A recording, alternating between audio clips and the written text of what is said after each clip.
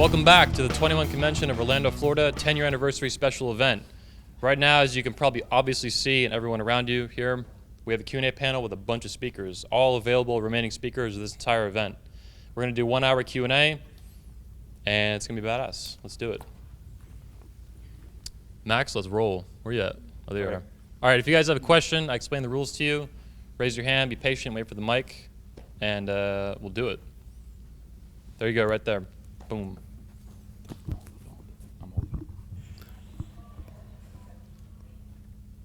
This is for the POA contingent on the stage. How do you guys feel about us coming here with the main goal of trying to get laid with beautiful women, but now we're having the burden of saving Western civilization on our shoulders? Who was that for again? Could you repeat that? The pickup. They came here to learn about picking up women. Yep. But the feeling that they may be leaving with the burden of saving Western civilization. Okay. There's a bait and switch. Okay, pass it down. Thank you. I can't teach civilization as a whole. All I can do is work with my little corner of what I know how to do. So what I can do is teach you how to get that area of your life handled. That's all I claim to be able to do. Western civilization to me is an abstract concept that is open to interpretation in any case. So I can help you with one. The other, that's above my pay grade, as ex-president, who I didn't particularly like, would say. Anyone else want to hit that? Oh, true. Yeah. The two aren't mutually exclusive. There's no reason you can't go around banging women and then when you're not doing that, work on improving civilization.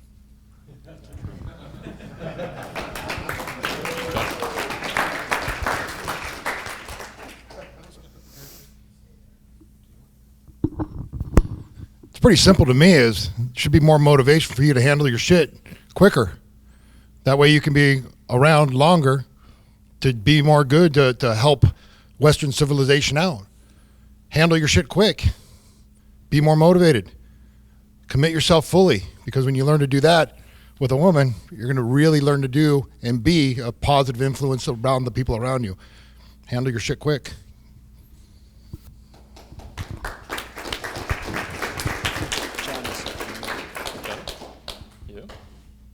Oh, come on, Roll. I know you got something for this No, one. I'm good. All right, all right.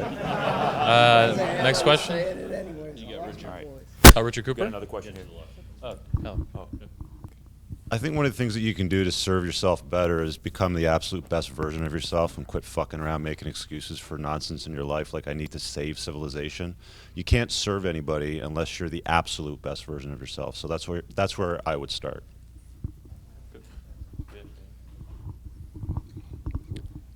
Build something that lives on when you're dead.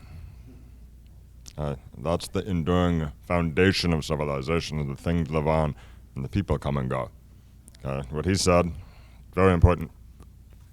Build the best thing that you can, whether it's your family, people here that teach that, whether it's businesses, but understand that you will die and pass away, leave something behind, and that's a way to fight.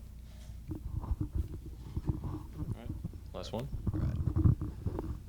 As most of you guys probably already know, one of my tenets for red pill awareness is that I believe that men need to subscribe to enlightened self-interest. And what that means is I can't help others until I can help myself first. And then once I've helped myself, make sure you are helping others after you have helped yourself to the point where you are capable of doing so. And then you put yourself into a position where you can be a better judge of who it is you want to help and who it is you don't want to help. All right. All right, we got another question here. All right, here we go. Hi. Over the years, I met a lot of men who have gone to this convention. Some of them have gone on and continued to improve themselves, continued to be better men. Others have sort of coasted or, let things fall into obscurity. And I like to hear from people in many different areas, whether you're in fitness or you're in dating or you're red pill or something else, In your area, what separates the guy who goes on and continues improving himself in that area versus somebody who just lets things slide and coast? Yeah. Good enough is the natural enemy of great. Tragically, most people who are naturally talented at things or take to things very quickly become good enough and stop refining themselves, stop contemplating themselves beyond what is referred to as unconscious competence. They don't reflectively look in on themselves to see how they can continue to improve. The best thing for people is to recognize when a person is naturally talented and prepared to put in the time to become truly skilled, that's when we find the masters in the world, the ones where everyone knows their name, the Michael Jordans, the Yo-Yo Ma's, okay? People who have coaches who help them to look in at themselves and better understand, people who are introspective without being necessarily circumspect, who look at themselves, understand, and develop, enhancing themselves with a goal to continually refine and refactor themselves to become as good as they can be. I can't speak for anyone else.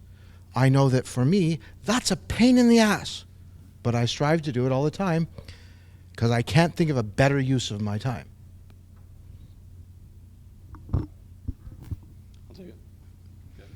So, coming from the military side, the guys who succeeded and the guys who failed, the ones who did well are the ones who they enjoyed the suck. They embraced the suck. It wasn't a destination they were going towards. You know, you don't reach a point. It's self-improvement to the grave. At no point are you there. There's no there. It's the destination. You know, you can either enter the cycle of redundancy without progress, where you keep doing the same thing and you kind of try, but you don't really try. Or maybe you achieve that one goal, you had sex with that one girl you wanted to have sex with, and you're like, all right, I'm good. Why are you sad again? Because you didn't reach your destination. There is no destination to reach. You got to enjoy the grind every day. Everything you do every day, that's the joy. You know, waking up, you've got one life. You go to sleep, you're dead. The next morning, you might wake up. If you do, you're born again. Live another life. Go as far as you can every day. But you're never going to reach the end. And then when you reach the ground, you know, you go back to the world, and who cares? You're dead.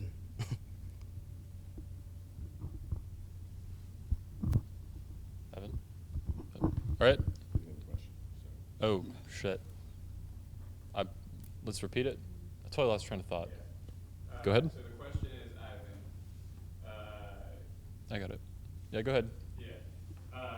You don't have to answer, but the question is, what separates, in your field of expertise, the guys who succeed or who continue to improve themselves from the guys who coast?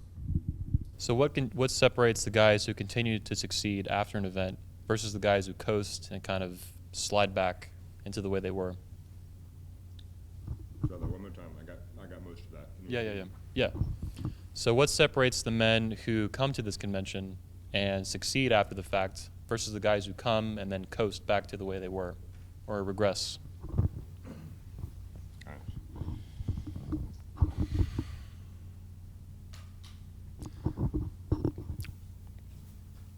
The bones of your mastery are habits. You guys hear me?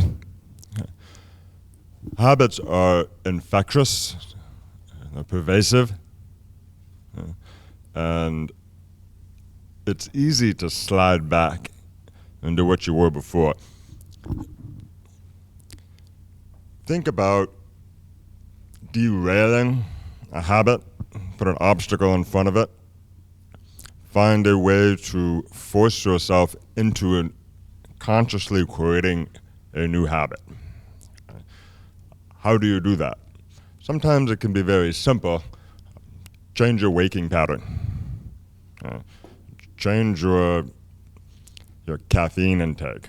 Maybe add it if you don't drink coffee, take it out. Anything that's going to disrupt your body a little bit is going to create a momentum that lets you continue to shift.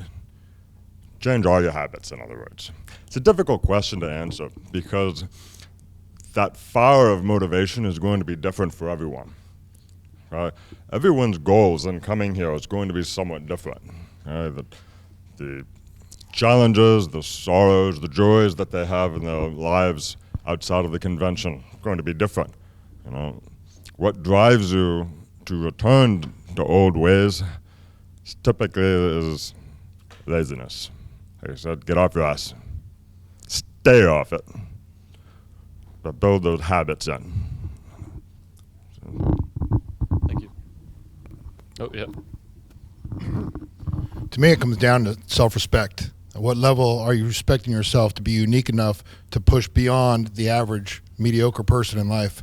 And to me, there's always been, lasting 25 years in a strip club is unheard of. And what I've figured out along the way is you have to take time to renew yourself spiritually. You can't survive if you just keep grinding along. You have to take time, breathe the energy in, have your own ritual that's going to renew the vision. And the more you renew the vision and the more you move forward, the higher levels of mastery that you get.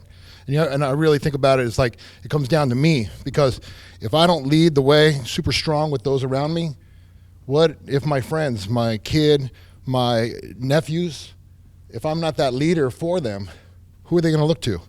They may look to someone who's less than me, and that could be the defining factor in their life if they become successful or not. So it's really about, like, how do you respect yourself and those around you? And you have to realize you're going to be a warrior. If you're going to go above and beyond into the realms of superior, you're going to get grinded out. You're going to be a warrior, and be good with it, because nobody else is going to do it, probably. Yep, yeah, absolutely. One other thing I think is to have peers who are going to check you, and surround yourself with people who will actually hold you accountable to all the bullshit talk that you do. If you're saying, I'm going to go out and change my life tomorrow, and I'm going to do this and that and the other thing, if you're all by yourself, you can make all kinds of excuses for yourself because you'll believe them. But if your friends are holding you accountable to the same goals, you're going to have to answer to them. And I think it's important to surround yourself with people who are going to make you accountable to the things that you say that you're going to do. Goldman? Yeah, and just one piece of advice for all the guys here. This was a lot of information in 4 days, okay? This was a lot of different opinions every single day. So my advice would be to just stick with the one thing that stuck out with you the most, work on that, and focus on that in little baby steps. Don't try and do everything all at once, because then you get overwhelmed, and then you'll definitely set yourself up for failure. So do it in baby steps, focus on one little area at a time, and then work up from there. Yeah, next question over here. All right. So this is for Ross, Eric, and Rollo, but if anyone else has any input, go for it. Why do you guys value, or what meaning and value do you put on marriage? Basically, to sum it up, why marriage for you guys? We're gonna go ahead. What value of it? We're gonna cap out at 3 as well.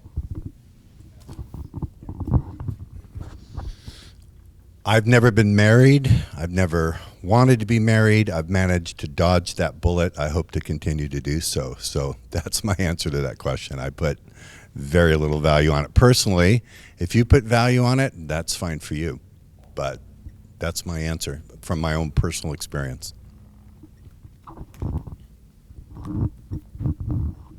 Hey, McNally, need you to check your phone?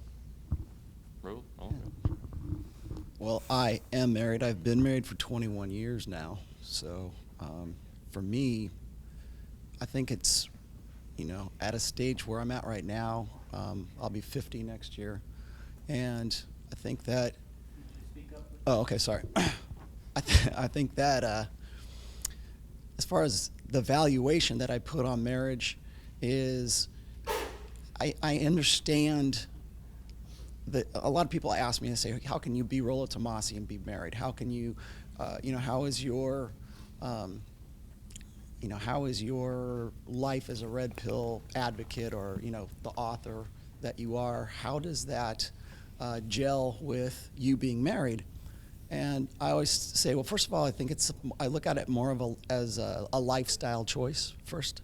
And then second of all, I constantly have guys come up to me and they say, can I have a child and can I build a family without a woman? They want to be able to, in some way find a way to either adopt or have a kid, but they're wanting to move that responsibility from, remove that responsibility from the woman, so that this guy wants to pretty much pull off what a single mom would do. And for me, I still go along with the idea that marriage is still the best way to raise a kid. And if you have a feminine woman and a masculine man, which is, based in, a marriage where it's based on your frame, your own masculine frame, I think that's probably the best way to raise kids, and to have strong gender roles for both of them. And as far as marriage is concerned, I really believe that the most successful way that men can, create a family is from a red pill perspective, and understanding the ins and outs of women and what their nature is. So I don't really see, marriage as being a hindrance to, being red pill aware. I just think that, most guys think that they want to ditch marriage, or I understand that's a risk. I understand that a lot of guys would rather go MGTOW and just, avoid it altogether. And I think, life is risk as it is. But, if you want to be, guys always hit me up and they say, they want to talk about how vulnerability is strength, and it goes into kind of what Jack was talking about, how we kind of turn around those items where, those aspects, where we want to make a strength out of a vulnerability. So I think it's, as a married guy, I think that's something that I can speak to. I'm glad that I can. It's just another aspect of, who I am in the length of my life. I wasn't Rollo Tomasi always. I was, a punk kid in the streets in Hollywood at one point. So it's just another step. It's just another, progression in my life right now. And I think that's actually advantageous, because it allows me to speak to certain aspects of the red pill that I don't think that a lot of guys can right now. I mean, we tend to really compartmentalize the red pill. We say, here's the pickup artists, here's the MGTOW guys, here's the MRAs, here's these guys over here, and they all have something to contribute to that awareness. Now, it doesn't mean I'm going to necessarily agree with it all, but we're all coming at it from different aspects. And most of the guys up here that you see all have a completely different take. Some are married, some are not. Some, were players, and some aren't players. So I think that being married, the value of that is that it's just one more aspect that I think that I can speak to. We have one more on that, Hypnotica? Personally, I don't have a lot of value on marriage. I am married, okay, for a different cause altogether. And I really can, the way that I set up my marriage is she understands exactly who I am going into it. So marriage is really defined by the commitment to your cause, who you are, having it well defined who you are and things like that. But you can really, either way. I'm very envious of people that are my parents, married almost 50 years, very envious. They're very loving. I can respect that. So I think it really comes down to the individual and the people that you get into the marriage with. And really having instead of pushing forward and try to force it, really get to know the person and get through all the insecurities to a degree and have a firm foundation of who that person is that you're going to spend the rest of your life with. And if you have the same values and the same boundaries and the visions, then it's probably going to get along pretty good. The problem with American society is we see all these movies that it's like love at first sight. That's not the way true love works. Okay, true love works by, having the same values for the most part. And things like that. So if you really understand that and you're committed, yeah, it can work out great. I'm right in the middle. Me personally, the first thing I said when I got done after I said I do is freedom.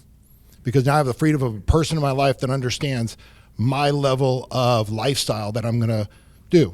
I don't think, and you got to understand, I don't think my wife realized the level that I was going to. She knew who I was before. But then when I was like, freedom, now I'm going to test you to see how committed you are to your cause.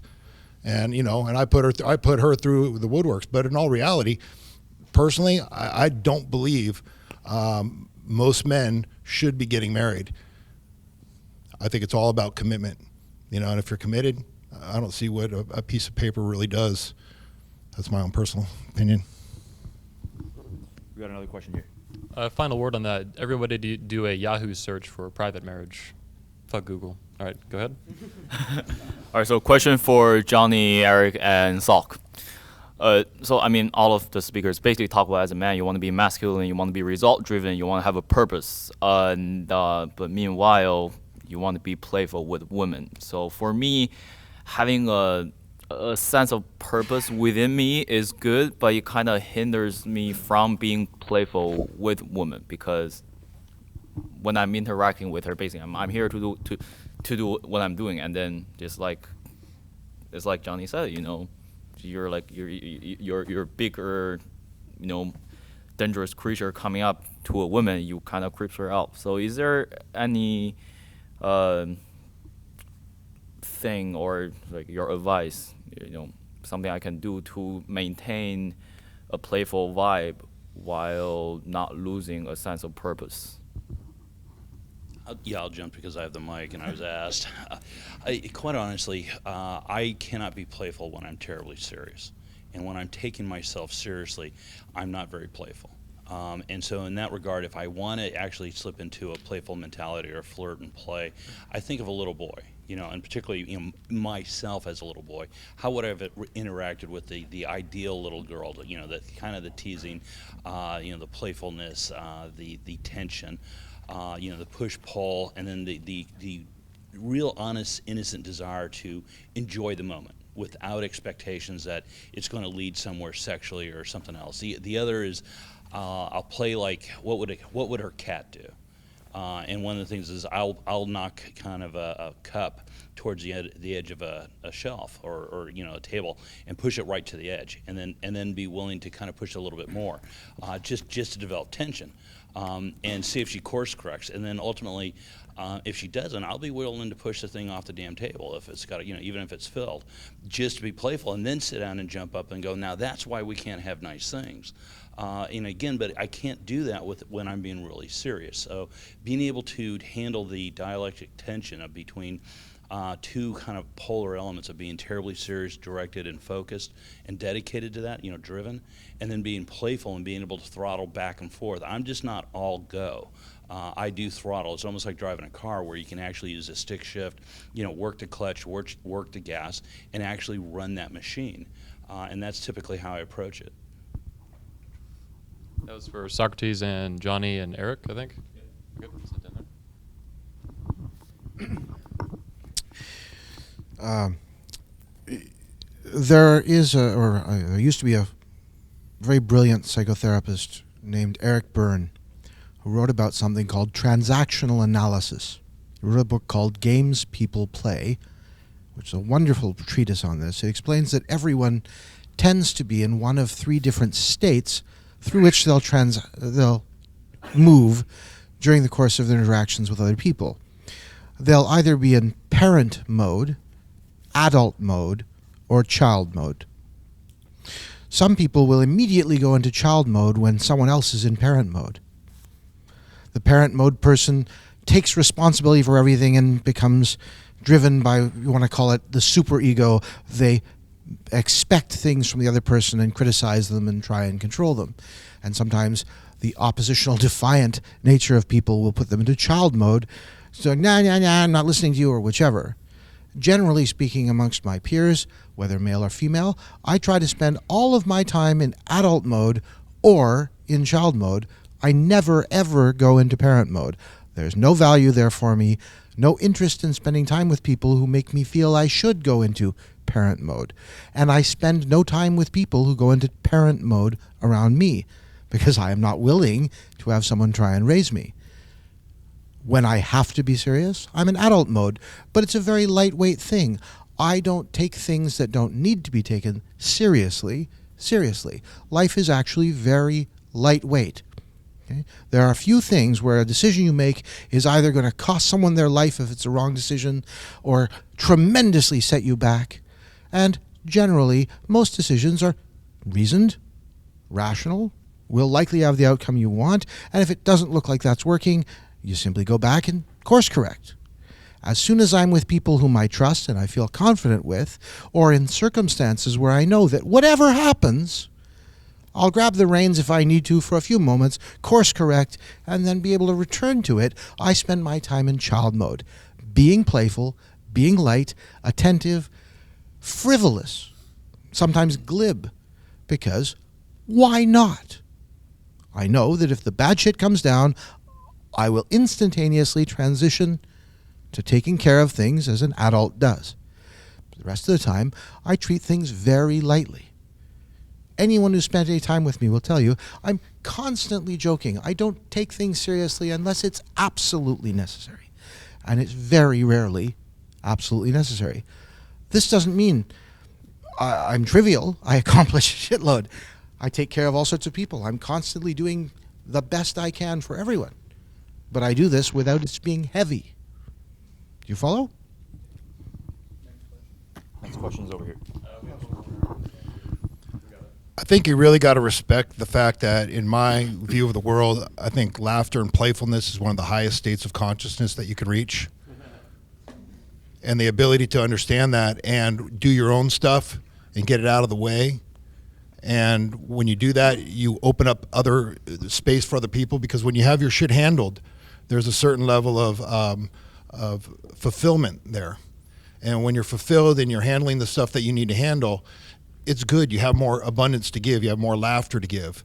When you don't do the shit that you're supposed to do, then you get caught up into the rat race and life becomes serious, becomes stressful, and then it's hard to find that laughter and that playfulness.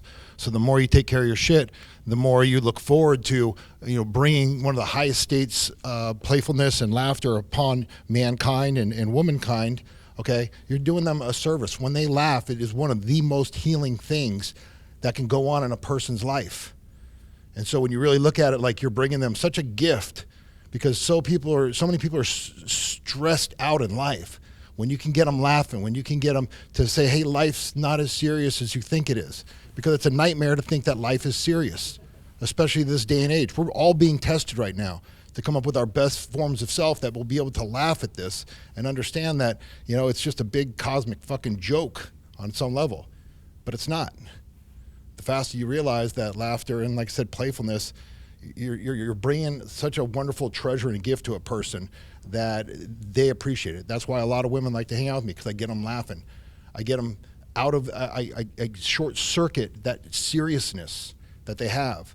And that's how I personally look at it, is I want to help them and heal them. The best way to do it is get them to laugh and to look at it through humorous eyes. Next question over here. Nick Clabb. My question is for Richard. So we all know Richard Cooper, or Nikolai? Oh, I'm sorry. No, Nikolai. Okay. So we all know the culture war has come to technology, and we all know that people are spending an extraordinary amount of time consuming technology. A lot of the self-improvement stuff that we've heard about here requires us to spend a lot of time in meat space. So we have to be strategic about the technologies that we're going to use to engage with the culture war on the internet or through devices. Other than Bitcoin, are there some specific things that you think are important for people here to pay attention to technologically? I was just talking with some folks last night about this topic, because I said I had the idea that really the internet has kind of failed us. If you were around back in '95 and you're still dial-up, but you saw the potential of decentralized, distributed information with no gatekeepers, in the sense that the major media was, where nothing, you never heard any kind of news unless it, went through some editing board, right? And there was the big three. Well, we're back to the big three: YouTube, Google, and Facebook, right? I'm on my 8th ban on Facebook. 8th. Yeah. And the last 5 of them are 30-day bans. So yeah, 30 days. So like half my time is on. So anyway, the last time I was on 3 days between 30-day bans. So I'm in a 30-day ban right now. And YouTube, Anthony was talking about that yesterday. How okay, maybe they're not gonna like just pull your video down, but it's not gonna show up in search anymore, no matter how many likes it gets or how many views it has or anything like that. And then same YouTube is Google essentially, right? And so who knows how their algorithms work and how the leftist, the cancer of leftism gets in there to make sure that stuff that people, take this NFL thing, whatever you think about the flag or whatever you think about patriotism or whatnot, to me, if you want to protest, you do it on your own fucking time. You don't go and protest your employer when you're at fucking work, right? So anyway, in terms of technology, yes, there is blockchain technology. There's already a social network called Steemit where you can write posts. You actually can get paid in coin if people like your posts, and once it's up, doesn't matter what it is. It ain't never going away, right? So you can see the sort of technologies developing for video distribution, post distribution, whatnot, where there literally is once it's written into the chain and it's distributed through the protocol, not database. A database implies that there's somebody who controls that base of data. This is distributed. So this is what we need to see going forward to really bring us the true potential gift that we all envisioned that the internet was way back when. Anyone else have anything to add? All right, next question. Max, where you at? Right here. Okay. All got one in right, the got a back question. too after that. Got a Go question ahead, for George. Tanner.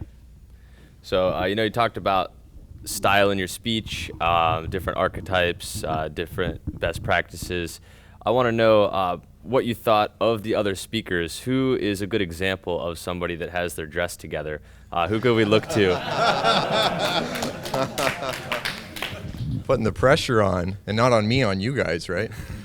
I was paying attention to this as we've been going throughout the conference, and I think one of the things that's so interesting is it's very easy at events like this to be able to distinguish, for the most part, those who are speakers versus those who are attendees. And a lot of that is because of subtle things like body language, but a lot of it is because whether it's consciously or subconsciously, these men have been able to develop a way to tell their individual stories through their clothing.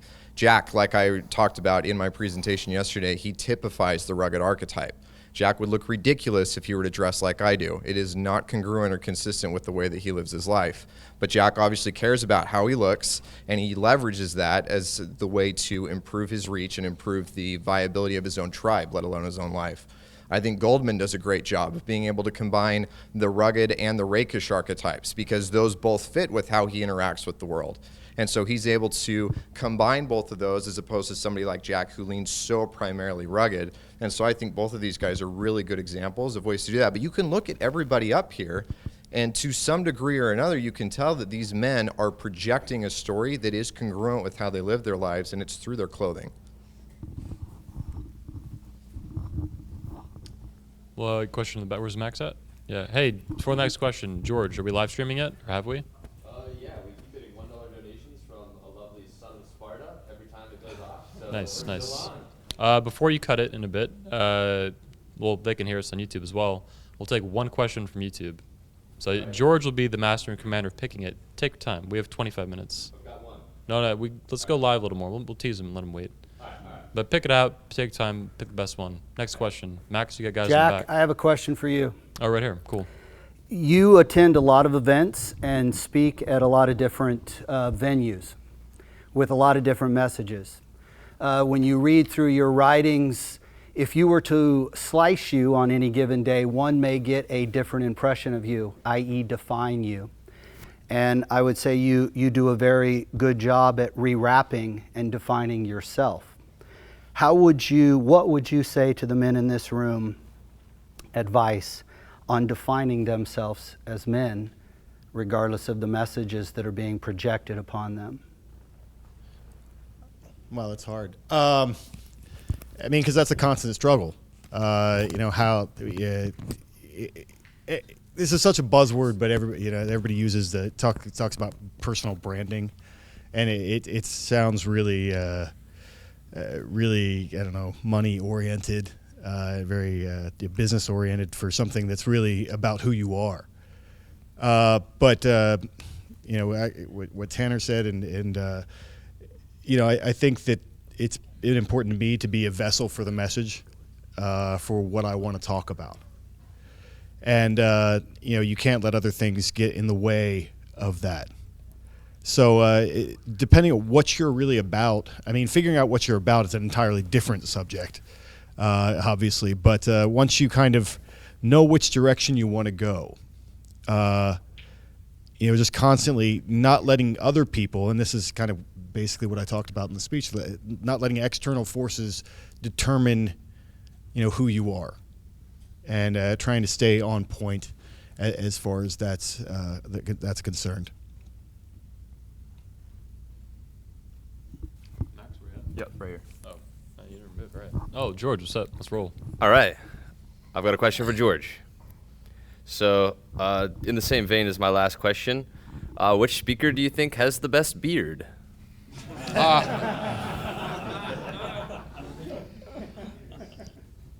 I'm known for saying that all beards are beautiful. I don't take sides. I like whatever anyone's choice is. I'm all about choice, and being a good conservative libertarian, I honor people's choices, whatever those choices are, even if that's facial hair. But whatever, if I see somebody trying something that they're working too hard at, I think style, when it comes to facial hair, really needs to, you have to think about your purpose. I mean, are you a rock star? You can get away with certain stuff if you have, you know, if you own like a record shop, you can have a certain look. If you're an investment banker, you know, you might look like something else. For the past 2 years, I mean, I had a beard down to my belt buckle, big white beard, Gandalf.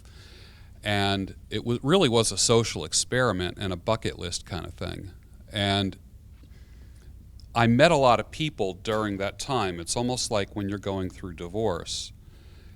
When people meet you during that SHTF period of your life, that's all they know is the discombobulated you.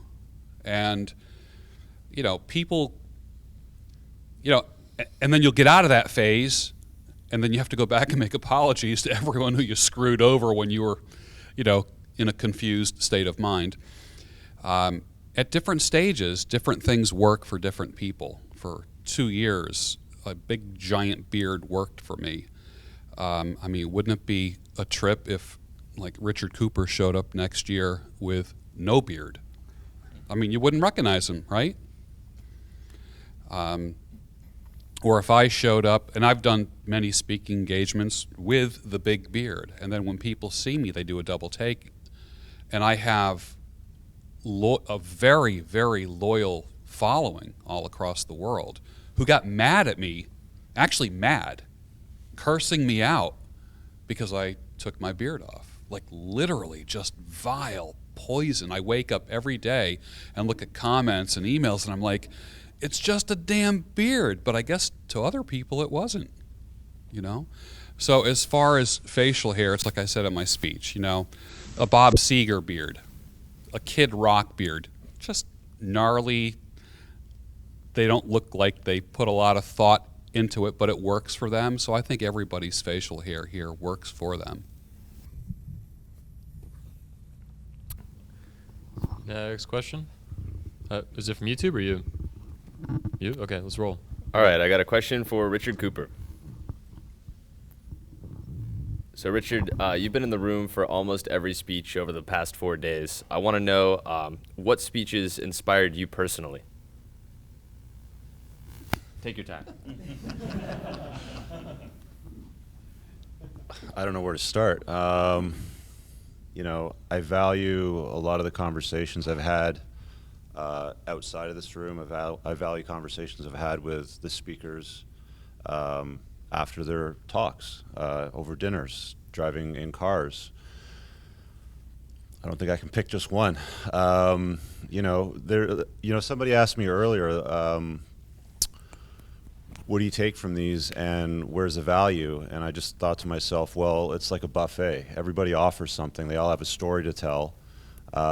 Sometimes it comes from pain, sometimes it comes from pleasure, sometimes it comes from whatever, you know, the narrative is. Take what is useful to you and apply it and do something with it.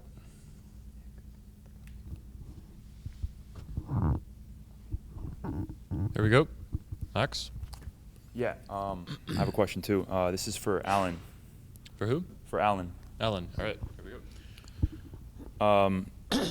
Is there ever a time to be subtle and covert with a woman when it comes to game, or is it mode one all the time, every circumstance, no matter what?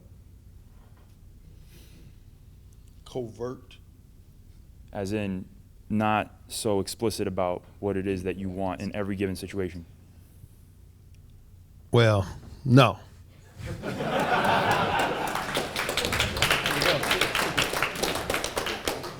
No, I refuse to insult a woman's intelligence by pretending that I'm not trying to exchange orgasms with a woman. I know I do, and she knows I do. So I just get it out the way.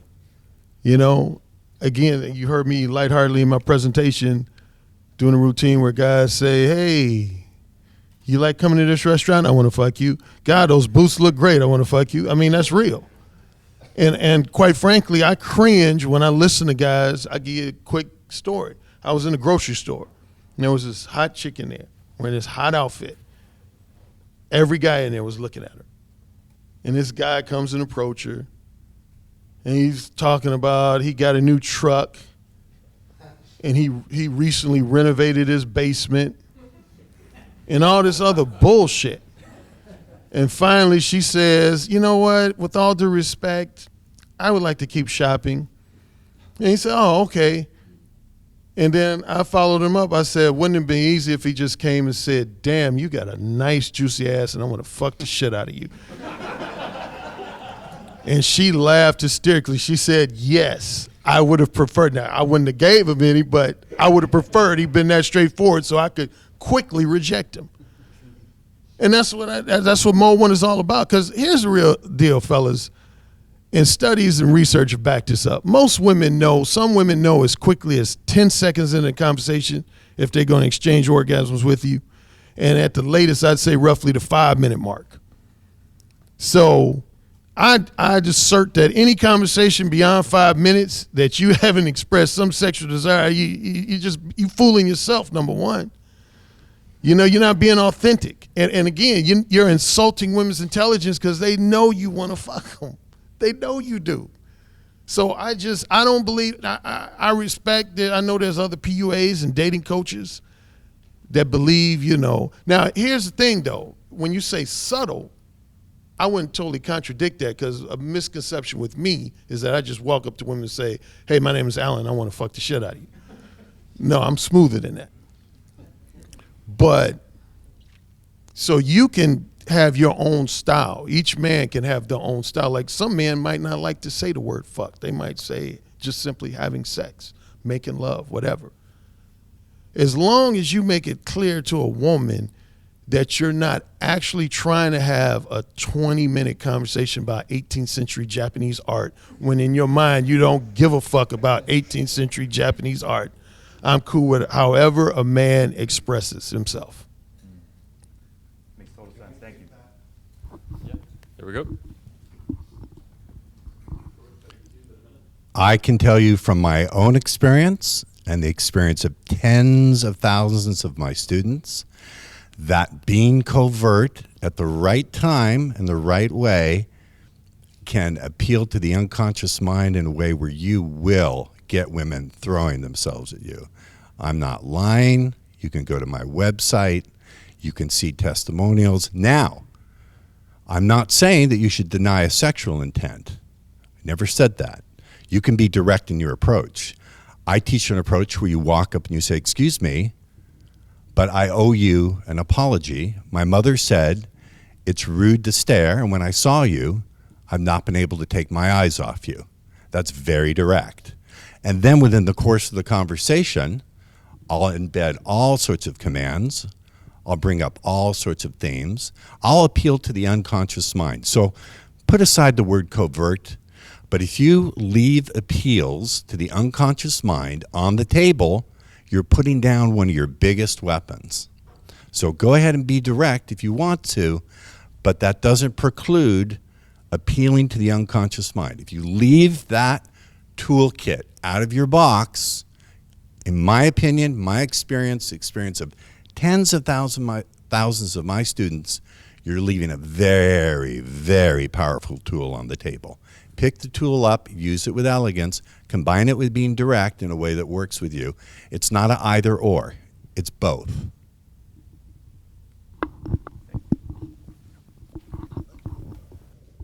All right, yep.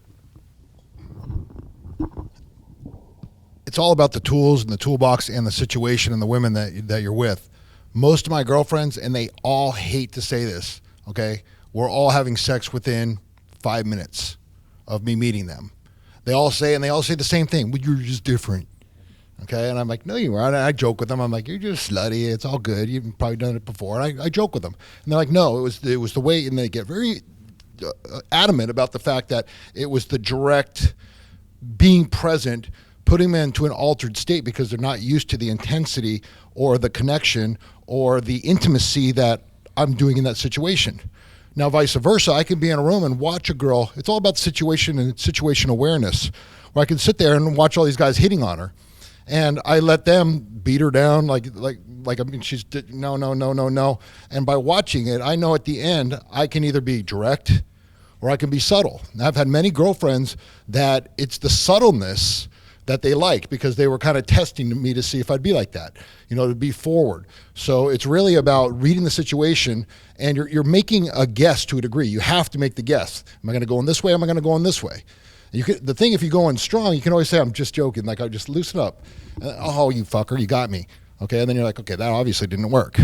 Okay, so like I said, to a real master at what he does, okay, first of all, is not a master because he's never going to understand all of it, but is to have the tools to be able to be good enough to be direct and be good enough to be indirect when the time's right. And that just comes with awareness, comes with a lot of failures, and it comes with, all the good things that offers and brings to that. So that's just my own personal experience on it.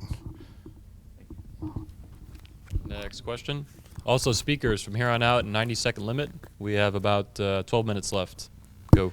Thank you. A consistent theme that I heard in a lot of your speeches was about authenticity and self-acceptance. And I'd like to hear more about getting from point A to point B, from going from insecurity to self-acceptance.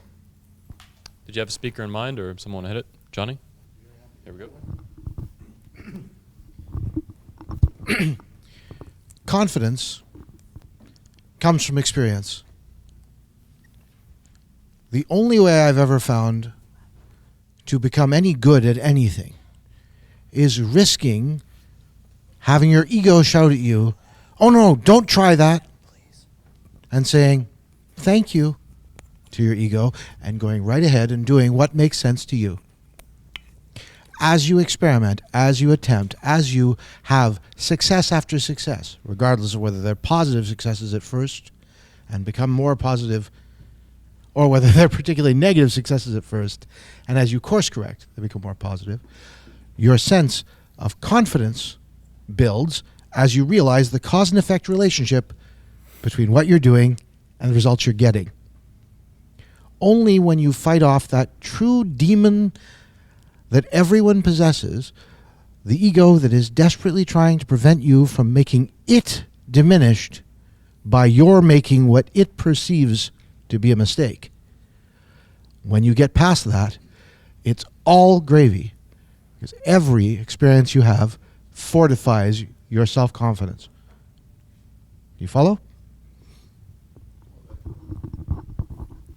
I emphasize being real and authentic because I think there's too many people that, number one, that give a damn too much what other people think and what other people expect of them. I can't tell you how many male clients I talk to that they say, well, Alan, I want to be more upfront and specific and straightforward in expressing my desires and interests, but I'm worried about if she's going to say this, if she's going to react this way, if she's going to have this reaction. And I'm like, get out of her head. Why are you in her head? Whatever reaction she has, that's her choice. And you got to respect her choice. That's on her. My thing is, when I interact with women, I just simply concentrate on what I want to verbally communicate to them. Because the reality is, there was one time I was walking down the street and there was a lovely woman walking my way. And I just said, hello, how's your day going? And she said, fuck off. Now, most people in this room would say that was an innocent opening comment.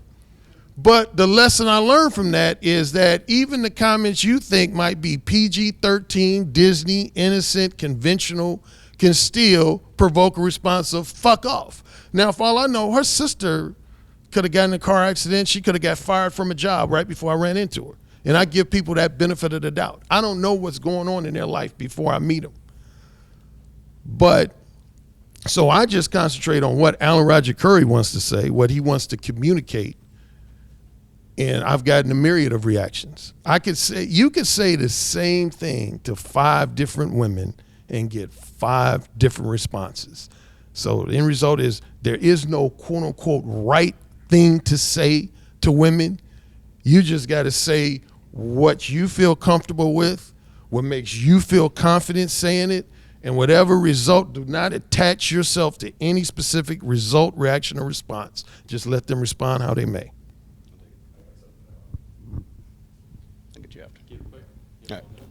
How do you go from being insecure to building that confidence and becoming authentic? Well, in my speech, I talked about how everybody on this stage was here for a reason. That's why Anthony picked us. Each of us was authentic in our message. How did we get to that point? We tested ourselves and we won that test. Piece by piece. You have to implement intentional discomfort into your life. It's very easy to be comfortable. That's what Ryan talked about. I wish he was here to answer this question for you. But you've got to make the easy shit hard. Go a day without your cell phone. Sleep on the fucking floor. You know, don't eat until dinner. Start implementing these little things. Make your house really cold. Go camping and only bring, a hammock.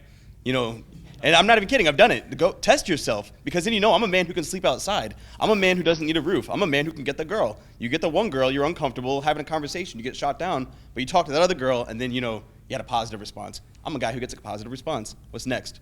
Kiss the girl. What's next? Sleep with the girl. Now you're a guy who's done all these things. You know what you're capable of, so you feel strong. You're confident in what you can do because you've done it.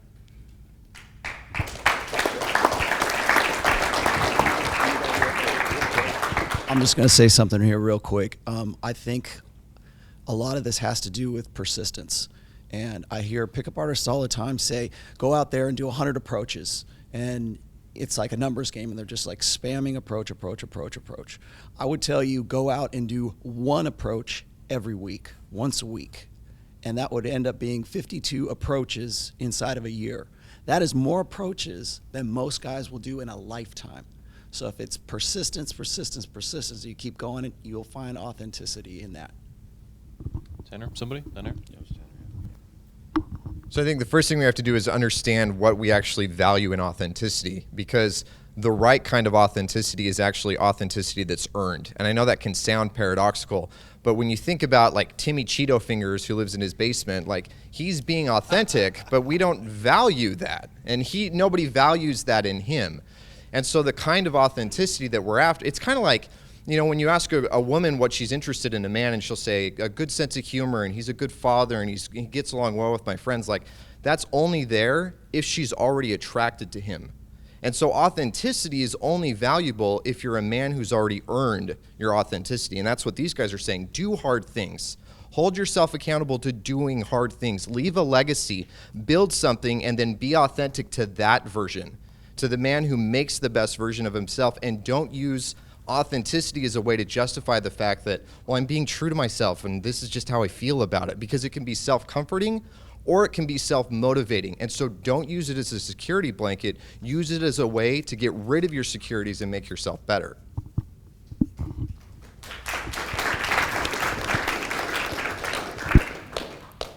In the back. Yep, there you go.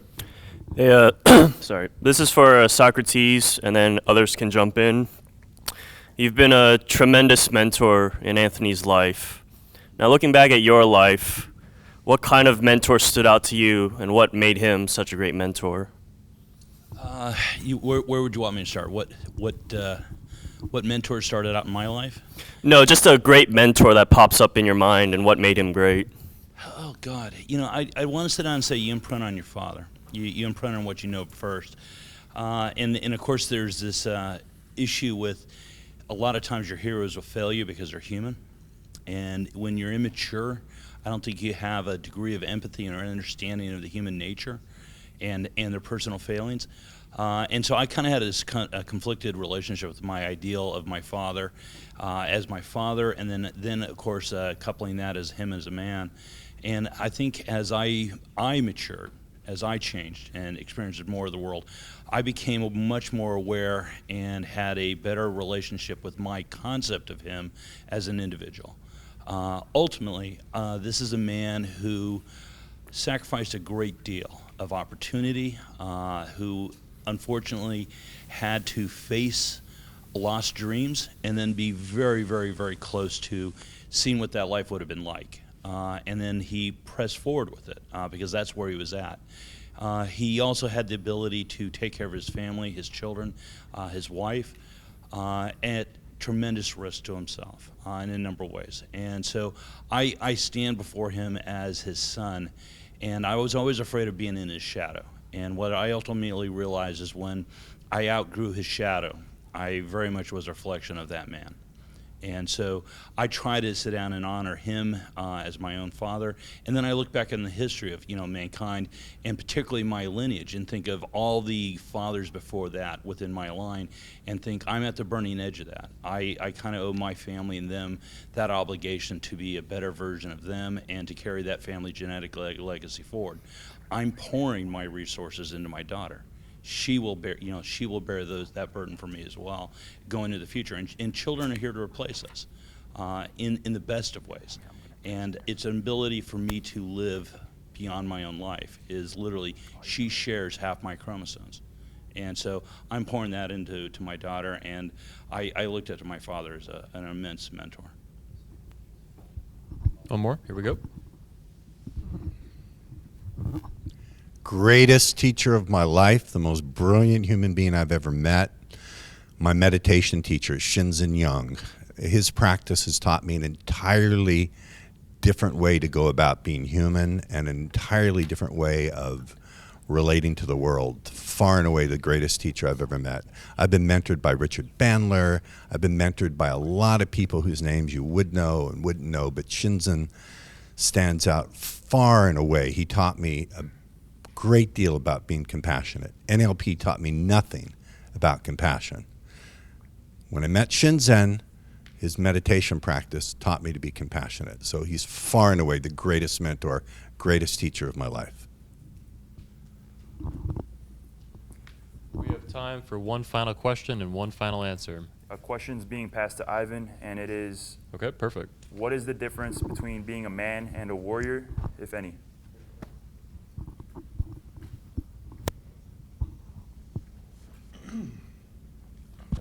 Well, the question is, what is the difference between a man and a warrior? Think about what a warrior does.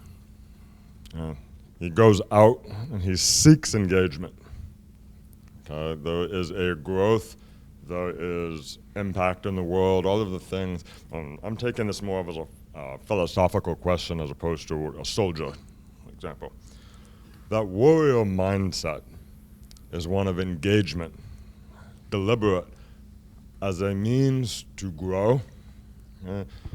In some of the Eastern traditions, you have another model, which is of the householder, or guy on the mountain, right? And you go up in the mountain, meditate, you stay up there, become the sage. The risk is that when you come down, you're learning doesn't work because it's not tested. On the warrior's side, he may die in the engagement. It's an embracing of risk. It's a seeking of risk. That's very important. That's the spirit of the warrior to me, as someone who engages with life, engages deeply into things. That goes inwards as well. The difference between a warrior and someone who simply goes out to try to dominate everything is profound. Take advantage of your nature as a man to become a warrior. Being a man is what you are. That's our nature. That's the beast that we are. Being a warrior is a choice. If you are not putting yourself at risk, that's not the kind of engagement that's just going to make you a warrior. Okay? You have to actually do it. You have to be in the real world doing it. Okay? Ivan, I'll make it hurt. Yep. In fact, you will. Ivan, I might die. I guarantee you, you will die. Huh?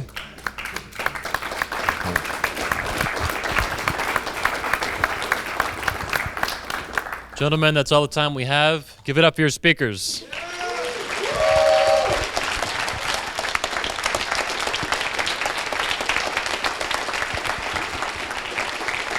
Stand up, guys. Come on.